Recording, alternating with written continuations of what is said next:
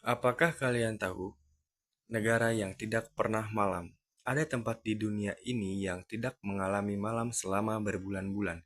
Itu terjadi di Norwegia, tepatnya di daerah utara seperti Tromsø. Fenomena ini disebut midnight sun atau matahari tengah malam. Selama musim panas, matahari tidak pernah terbenam bahkan di tengah malam. Bayangkan, berjalan-jalan jam 12 malam, tapi langit masih terang seperti sore hari. Fenomena ini disebabkan oleh posisi bumi yang miring 23,5 derajat.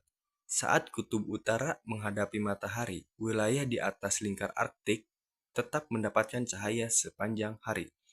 Tapi jangan salah, saat musim dingin, tempat ini juga mengalami kebalikannya. Malam selama berbulan-bulan dikenal sebagai polar night. Fakta dunia apa lagi yang ingin kamu lihat? Jangan lupa subscribe biar gak ketinggalan fakta-fakta unik di dunia ini. Thank you.